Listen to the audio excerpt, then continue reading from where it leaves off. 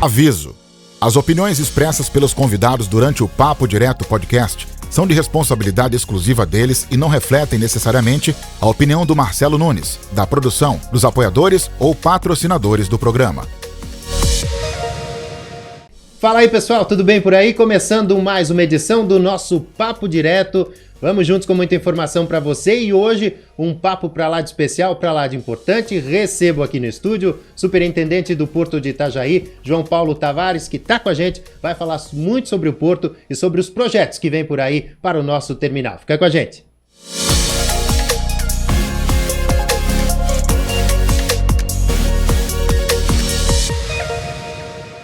E claro, agradecendo a você que se inscreve no canal, que compartilha nossos conteúdos todas as semanas. Fico muito feliz.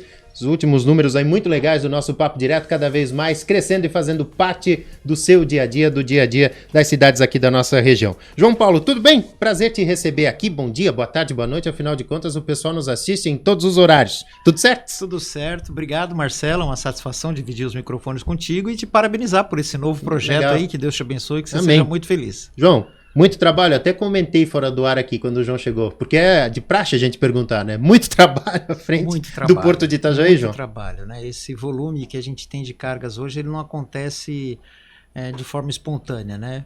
É muito planejamento, são muitas reuniões, né? É muita conversa para a gente conseguir conciliar os detalhes, né? Eu costumo dizer que o Porto é como um relógio, né? Alguma coisa fora do normal prejudica a atividade como um todo. Então a gente tem que estar cuidando de tudo, da área operacional, da área financeira, da logística, da infraestrutura, da parte elétrica, da parte comercial, da divulgação do que o Porto tem feito, da prestação de contas. Afinal, o nosso Porto é um porto público, né? Então o nosso patrão é quem está nos ouvindo e a gente tem que estar aqui nesse espaço justamente para dizer o que a gente tem feito e quais são os resultados que a gente tem gerado para a cidade, para o estado e para o país, né? João, você está indo para o segundo ano na frente do Porto agora, né? Eu fecho um ano agora. Fecha um ano, né? Fecha um ano agora. Do cenário que você recebeu, aquele cenário difícil, complicado até agora, quais que foram as principais mudanças, as perceptíveis? Imagino que as pessoas quando passam em frente ao Porto de Itajaí veem os containers, veem a movimentação dos caminhões, mas existem mudanças bem mais profundas, né? Vocês acabaram fazendo nesse ano, né? Você que ama Itajaí, que mora em Itajaí, você como eu, você ficava muito triste passando na porta do porto, né, e vendo aquela coisa abandonada, sem carga, sem navio, os trabalhadores ali abandonados, eu diria até que sem depressiva. emprego, né? Aquilo era de cortar o coração. Quem não ficava triste, quem não se ressentia do nosso porto, que foi historicamente o segundo maior em movimentação de containers do Brasil, primeiro em cargas refrigeradas, de uma hora para outra, experimentar um abandono total. Um abandono que foi pensado, ele foi arquitetado para a liquidação, para a venda do porto. Porque essa é a liturgia das privatizações no Brasil. Você pega um ativo público, você destrói esse ativo público, você identifica um parceiro comercial, vende para esse parceiro, na mão dele volta a valorizar. Em bom tempo, o presidente Lula, que sempre teve um compromisso com a cidade de Itajaí, determinou que nós resgatássemos o porto desse abandono, né? Dessa falência em que ele se encontrava e mandou que a gente recuperasse o porto, né? Deu essa missão ao Décio Lima, o Décio Lima, por sua vez, fez a minha indicação e os números que nós estamos agora apresentando são os números desse grande acerto que foi a federalização, né? Porque nós pegamos um porto que, além de parado, tinha uma dívida de mais de 130 milhões de reais, né? Era absolutamente impossível você pagar os compromissos do dia, você pagar as contas que as o porto coisas acumulou. Básicas mesmo, do dia a dia. A dragagem, por exemplo, né? Porque a dragagem ela não importa só o Porto de Itajaí, ela impacta todo o complexo, né? E a autoridade portuária estava cobrando por esse serviço, mas não conseguia fazer o pagamento disso. Nós tivemos o apoio de Santos no primeiro momento, né? E hoje nós estamos quitando todas essas dívidas, quitando literalmente nesse mês. Nós quitamos o empréstimo que foi feito pela autoridade de Santos, nós estamos quitando a dívida herdada com a empresa que fez a dragagem e todas as despesas do mês nesse período nós pagamos religiosamente estão todas em dia. Né? Então esse foi o maior... desafio. O maior desafio foi botar o porto para funcionar. Eu digo que o porto estava respirando por aparelhos numa UTI, né? Nós conseguimos tirar os aparelhos, conseguimos tirar ele da UTI, levamos ele para o quarto e ele já está caminhando hoje com as suas próprias pernas, teve alta, e os números estão aí para mostrar que ele é um grande sucesso, que é um porto público. Ele é diferente de um terminal privado. Num terminal privado, o teu único objetivo é a geração do lucro para o seu proprietário. Né? Então, geralmente, os portos privados eles se dedicam exclusivamente à movimentação de containers, que é uma movimentação mais rápida, com valor agregado maior, em que o navio chega de manhã, parte à tarde, né? Que tem uma grande empregabilidade e as cargas têm um valor agregado muito alto. O porto público, para além da movimentação de containers, que é o nosso maior negócio, sim, nós temos também a carga geral, né, que são insumos importantes para a indústria catarinense, como o ferro, na importação, o aço, e para exportação também a madeira, os móveis, as frutas, né? E temos as atividades turísticas, como a temporada de cruzeiros, que está se encerrando agora. O Porto Público tem esse mix, porque ele tem que atender não só o interesse financeiro, mas o interesse de toda a cadeia logística e da economia da cidade onde ele está inserido. Ô João, e claro, você falou aí da questão de uma possível privatização, né? Você é defensor do Porto Público, mas determinadas funções elas são delegadas à iniciativa privada, né? Nós temos nesse momento a operação da JBS. Explica um pouquinho, até para que as pessoas entendam em casa, até que ponto vai a autoridade portuária, o poder público e onde que entra a iniciativa privada hoje, dentro dessa, eu diria, desse dia a dia, né, do Porto de Itajaí, que as pessoas podem se confundir às vezes. Mas tem o superintendente público, mas tem a JBS. O que cada um faz? Quais que são as funções de cada um no dia a dia lá? A JBS veio nesse contexto de salvamento do Porto de Itajaí. Não adianta você ter um porto, não adianta você ter o rio, você ter o mar, se você não tem cargas, né? Se você não tem capacidade de investimento, se você não tem capacidade de fechar negócios. A JBS ela é nossa inquilina, num contrato que foi de 2 anos, prorrogado para mais 2 anos. É a JBS que, só com as cargas dela, já faz a ocupação de grande parte do nosso potencial. E além das cargas dela, ela consegue, criando a infraestrutura necessária, fazendo os investimentos nas compras dos guindastres, dos aparelhos para a mobilidade, atrair para o Porto de Itajaí mais cargas, como de fato ela tem trazido. Né? Então essa parceria com esse nosso inquilino, que é uma parceria provisória, que nós teremos em breve um edital que se tornará definitivo, ela é fundamental. Foi assim que funciona, é assim que funciona com a JBS, era assim que funcionava com a EPM Terminals. Né? Esse é o modelo que nós conhecemos, que é o poder público em parceria com a iniciativa privada, possibilitando que essas cargas venham para Itajaí. Esse é o modelo que a gente conhece, é o modelo que funcionou até agora e a gente vai manter. Muito bem. E falando do edital definitivo, quem é de Itajaí, imagino que tem até arrepios, né, em pensar em um cenário de paralisação do porto no futuro. Isso não vai acontecer, né, João? Imagino que as tratativas elas estão acontecendo para que isso não aconteça nunca mais, né? Essa hipótese não existe e a prova da verdade, como dizia Leonel Brizola, a prova da verdade é a prática. Não é o que eu falo, mas é o que nós entregamos. Não é? O fato é que desde que nós assumimos o porto, nós temos tido uma crescente nas cargas, nas linhas, na movimentação. Qual é o problema que o cidadão de Itajaí conhece do porto hoje? É o problema das filas, dos caminhões, que é o resultado do excedente de cargas que está chegando no porto. É um problema, tem que ser melhorado, a gente precisa ter melhores vias de escoamento desse volume, né? A gente tem que dar suporte para os caminhoneiros para que eles tenham como desempenhar a sua função, mas é o sinal de que o porto está bombando. Claro. O porto está bombando, isso precisa é uma caminhão, realidade né? que não tem como ninguém esconder. Essa é a verdade. O porto está bombando, está cheio de cargas, né? A gente chega a operar com 3 navios ao mesmo tempo, né? Finais de semana sempre estamos recebendo navios de cruzeiro, então a nossa potencialidade está sendo ocupada, está sendo exercida no seu melhor momento.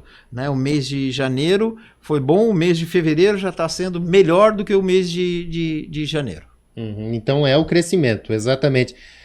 Voltando a falar desse edital, João, agora quais que são os próximos passos? Porque o edital, para a gente entender, para as pessoas que estão nos assistindo entender, é uma renovação do inquilino, né? Pode seguir o mesmo inquilino, no caso a JBS, ou novos inquilinos podem surgir e com um tempo maior, né, de contrato, 35 mais 35 anos, né? Podem surgir por aí para que essas empresas possam também fazer seus investimentos ali, né? Então, isso se dá através de uma concorrência pública internacional, né? Então, existirá um edital que vai colocar as regras disso. As empresas que quiserem participar dessa concorrência, elas têm que fazer um aporte, um investimento financeiro, tem que colocar dinheiro no Porto de Itajaí, e elas têm que respeitar um cronograma de obras daquelas pendências que há tempo o Porto precisa ver resolvidas, né? Como a melhora da bacia de evolução, o restauro do Mole Norte, do Mole Sul, né?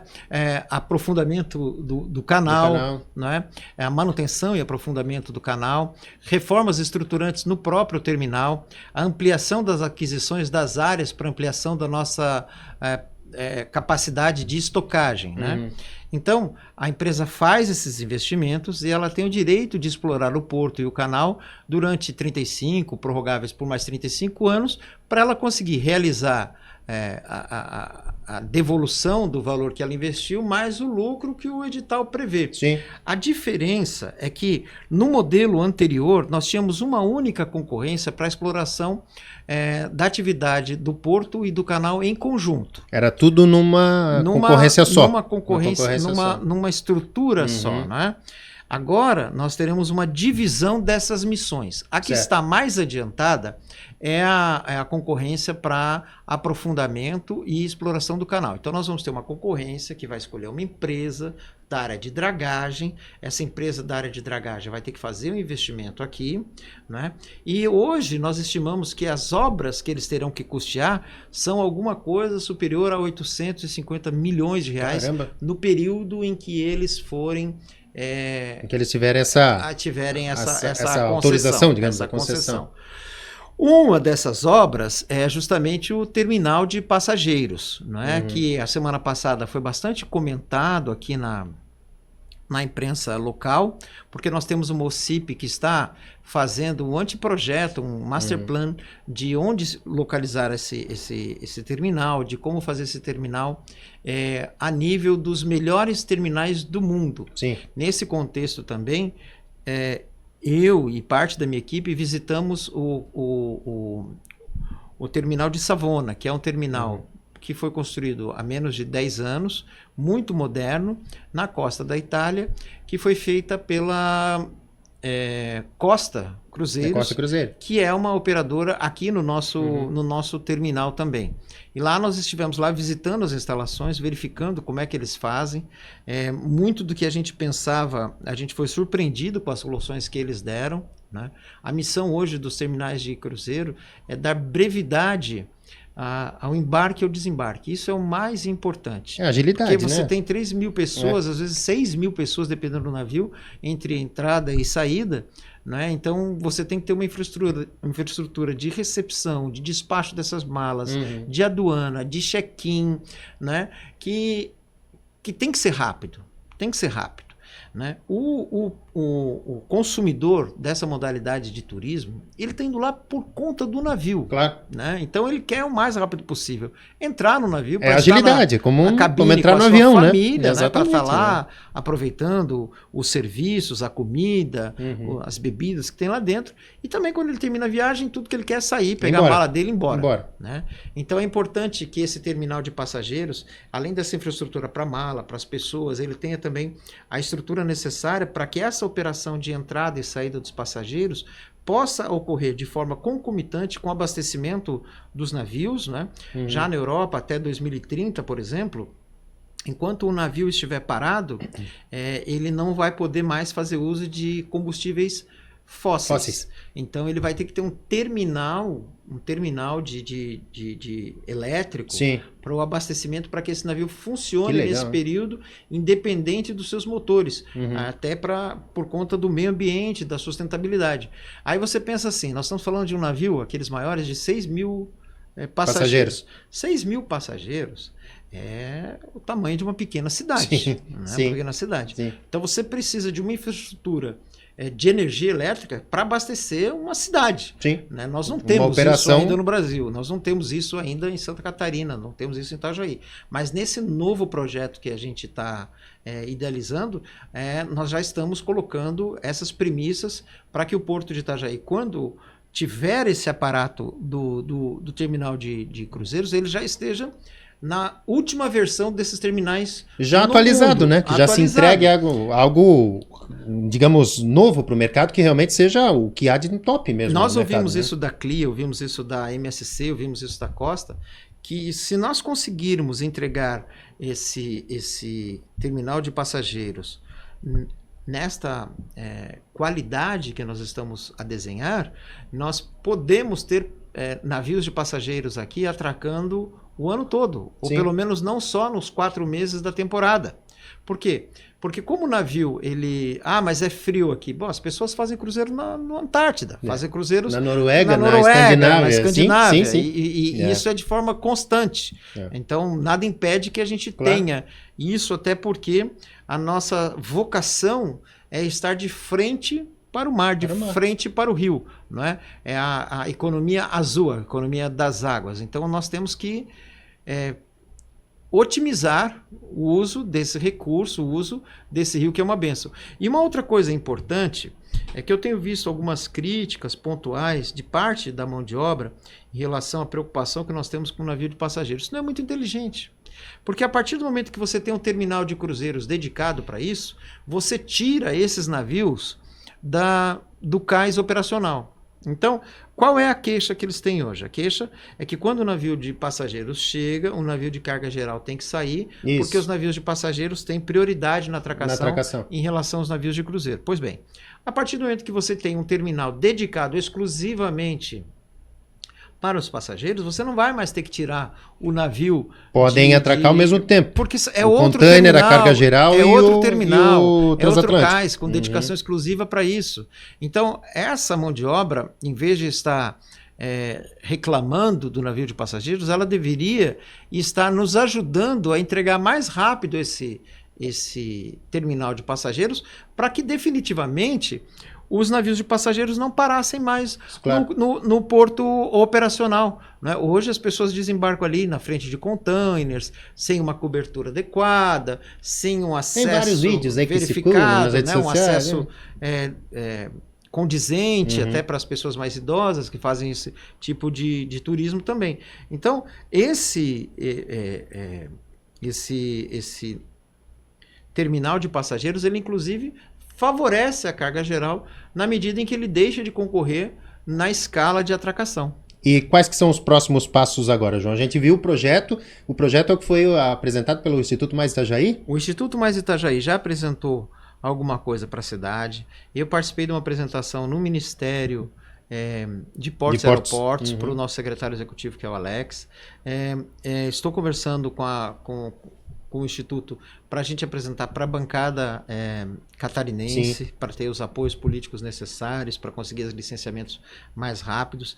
O município de Itajaí é um incentivador disso. Então, fora a questão política, que isso tem tempo e tem hora para se discutir. Se discute em outubro lá perto, tem coisas que são muito maiores que todas isso, as pessoas que estão envolvidas com isso tem o compromisso de auxiliar para que isso saia do papel e seja entregue o mais rápido possível. Eu gostaria de colocar esse edital ainda no primeiro semestre já aberto, né? Mas eu dependo também da concorrência do canal e também do arrendamento do porto definitivo, para eu ter as verbas garantidas para fazer essa obra, que está estimada em aproximadamente 300 milhões de reais. Não, inclusive até enquanto o João está falando, a gente vai mostrar imagens, não é esse novo pier onde existe o pier atual, né? Não, porque aquele pier ele ficou ultrapassado até com o aumento dos navios. Esse novo pier ele funcionaria atrás do Centro Eventos, mais ou menos, ou ao lado do Centro Eventos, do lado do Centro Eventos, nós temos uma área que é utilizada para estacionamento, que é uma área muito nobre ali. Sim. Então a nossa ideia é aquele estacionamento e a gente fazer a aquisição daquelas outras casas que tem e levar esse complexo turístico até o Mercado Velho. integrar toda aquela área, abrir tudo aquilo de frente para o rio, né? Um espaço bonito, aprazível, que quando não tiver navios, pode ser utilizado para eventos, pode ser utilizado como estacionamento público também, né? E tirando aquilo ali, até a catarinense, até o mercado do peixe ali teria que ser repensado ali, para que toda essa área esteja integrada para o turismo da nossa cidade. Essa é a ideia. Essa é a ideia. João, eu percebi na tua fala um pensamento que parece bastante sinônimo ao do município, da própria prefeitura. E eu gostei da tua fala, da questão política, você enrola a bandeira, né? Deixa para o momento da campanha, né? A gente sabe, não é segredo de ninguém, nós temos um governo do PL, na prefeitura municipal, o João Paulo é filiado ao PT, ao governo federal, tem essa relação muito próxima, mas certas coisas são bem maiores, né, João? Precisam acontecer pela cidade, né? O gestor público, ele tem que ter a grandeza de saber que ele está ali de passagem e a serviço de alguém. Ele não está ali para fazer proselitismo para sua claque, né? E nem para prejudicar o adversário de quem ele também depende, porque uma obra como essa, ela perpassa os interesses do porto, né? Ela é o interesse do porto, ela é o interesse da cidade, é o interesse da economia, é o interesse do motorista de aplicativo que tem mais demanda, não é? Da pastelaria, do hotel da cidade, de todas as pessoas que com o implemento desse turismo, que é um turismo também de alto valor agregado, eles são beneficiados por essa obra. E nós temos que ter a grandeza, até porque essa localização desse pier e essas ideias, tanto do pier quanto das obras estruturantes do que virá a ser o porto nos próximos 10, 15 anos, também não foi uma invenção desse governo municipal que está aí, nem do João Paulo. Isso já é um planejamento que está há 10 anos atrasado, que foi atrasado de forma leviana pelo governo federal passado, que é o grande e exclusivo responsável pela quebradeira que foi o porto de Itajaí, pela parada das atividades do Porto Itajaí. Isso foi uma irresponsabilidade criminosa, cuja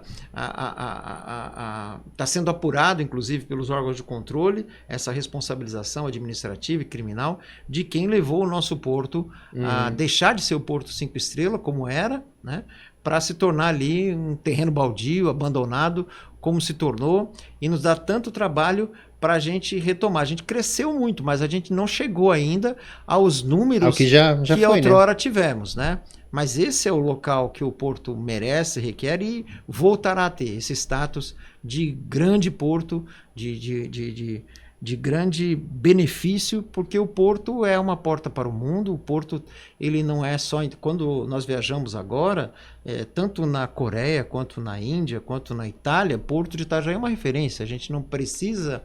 fazer a apresentação do que é. A gente não precisa falar. Todo mundo conhece o que é o Porto de Itajaí, respeita e quer fazer negócios, quer ter parceria com o Porto de Itajaí, porque reconhecem a sua importância estratégica. Afinal de contas, nós estamos aqui no entroncamento das duas rodovias mais importantes do estado, a 101 e a 370. Temos um aeroporto do outro lado do rio, temos uma região próspera, uma região que tem muitas empresas instaladas. Você veja, Santa Catarina tem aproximadamente 1,2% do território nacional e responde por mais de 25% da operação portuária do Brasil. Né? Muito Isso legal. É muita coisa. Muita coisa. E desses 25%, 70% nós estamos falando do nosso complexo portuário.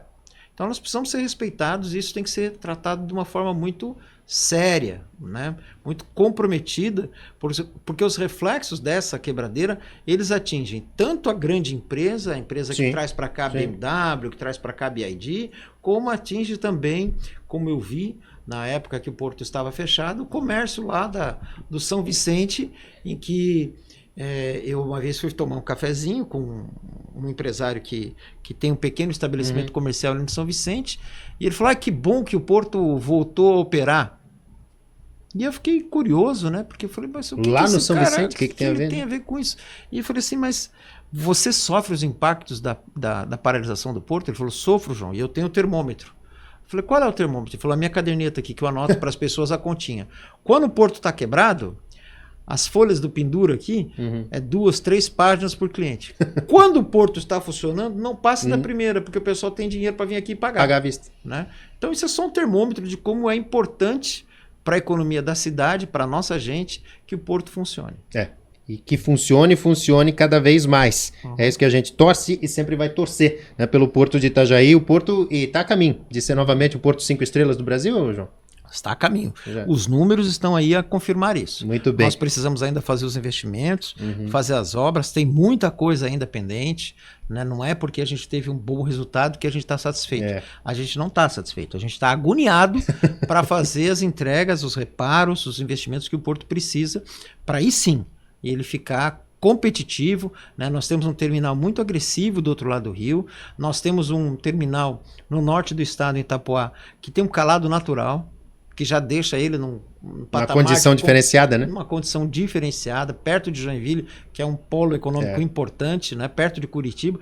Então, nós sabemos disso tudo e estamos comprometidos a buscar que o Porto de Itajaí tenha as condições objetivas que ele precisa para ocupar o seu local de destaque. João, lembrando, só para concluir, que não é fácil de ser segundo porto do Brasil, né? Se você pensar que o Porto de Santos, por exemplo, ele tem 63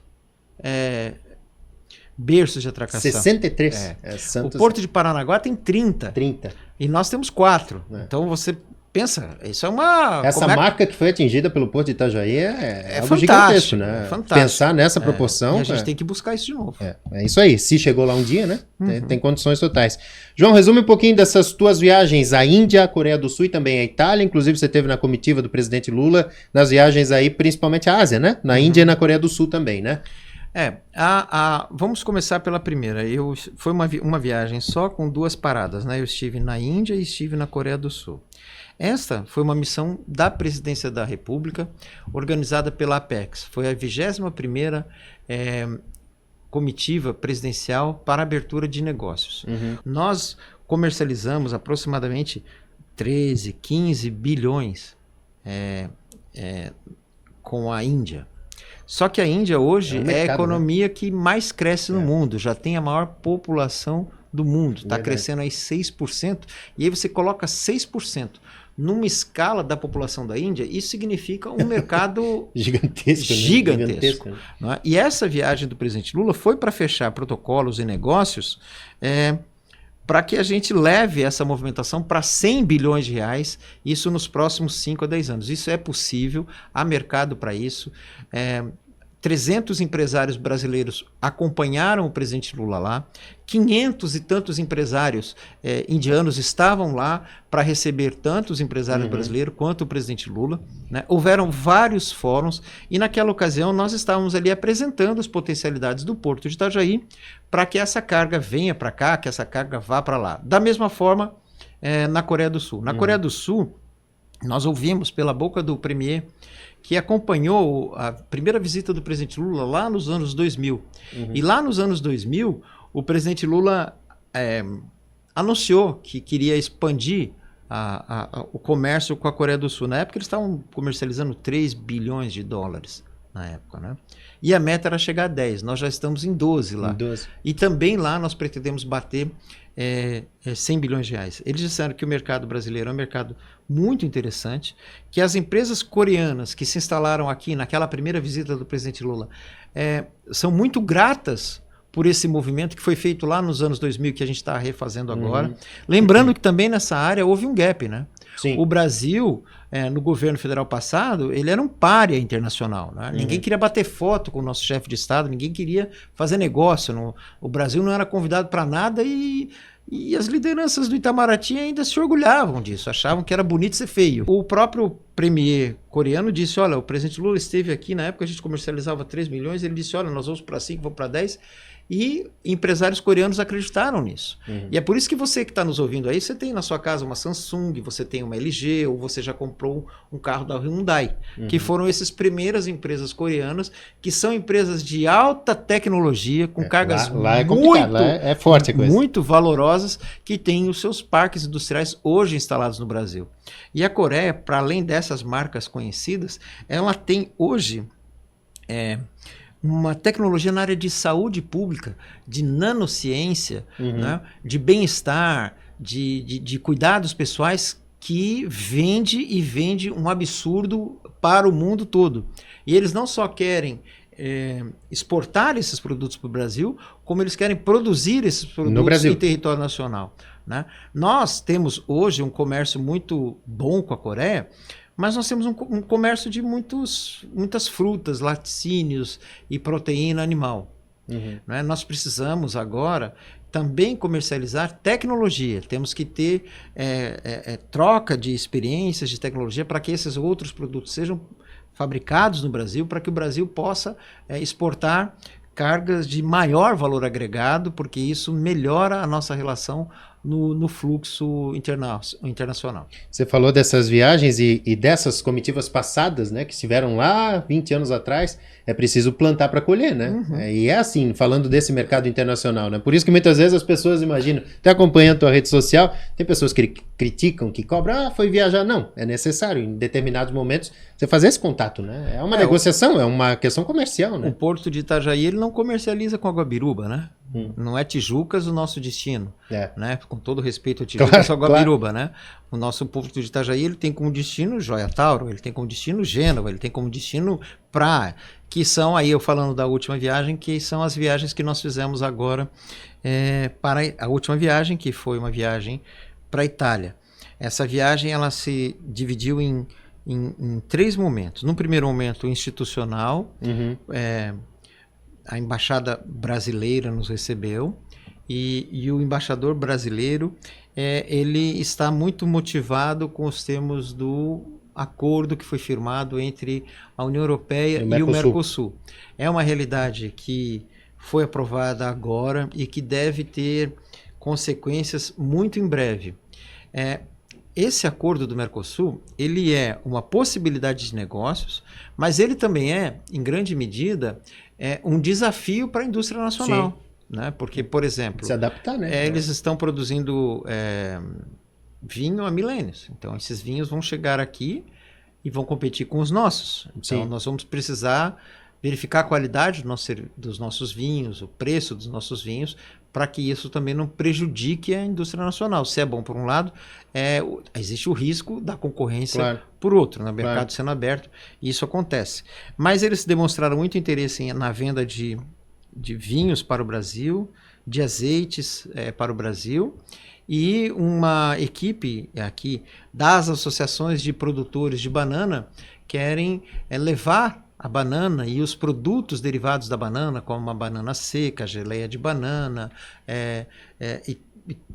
Existe uma gama muito grande de produtos desse produto que é o melhor do Brasil e é muito melhor do que o que tem sido exportado, que vem do Equador, da África e de parte da Ásia, né? Sim. O Porto fez o primeiro contato, a primeira ponte, mas a gente não vende, não vende nada, né? A gente possibilita que essas cargas cheguem lá. Então isso tem que ter continuidade.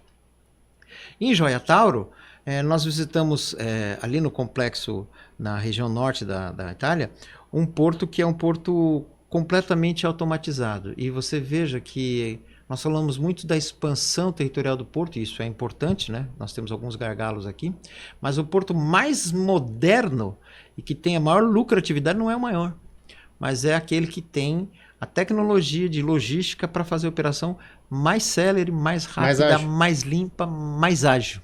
Né?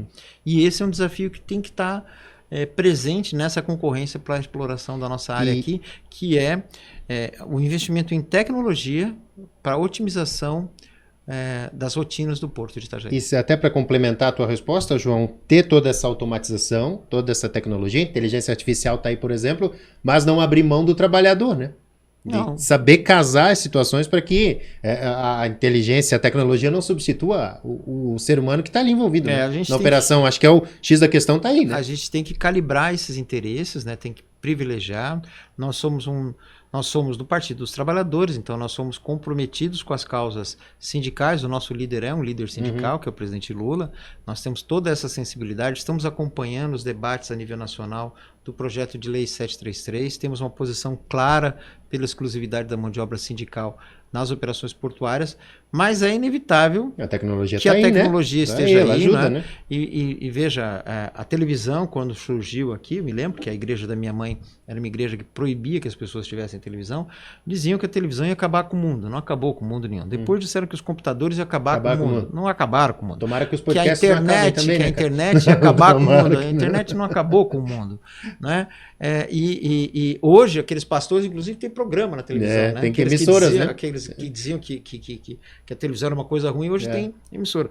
E a inteligência artificial, a tecnologia, ela tem que ser compreendida, nós temos que estudar isso e temos que fazer uso disso para o bem da população, para o bem das pessoas. Uma das propostas é a redução da escala 6x1, né? Que já é uma experiência que o mundo desenvolvido tem, que está sendo discutido no Brasil agora, e que é justo que aconteça, né? Sim. Agora, nós somos a favor disso. Os nossos adversários falam e prometem que isso não vai acontecer, porque é sempre assim, né? Todo e qualquer benefício, toda e qualquer conta é cobrada sempre do mais pobre. Sim. Não é sempre do Da- mais pobre. Do topo O da pirâmide, digamos, escândalo da base da pirâmide. O escândalo agora é o do Vorcaro, que fez uma festa de 200 milhões, badalada, não sei o que lá.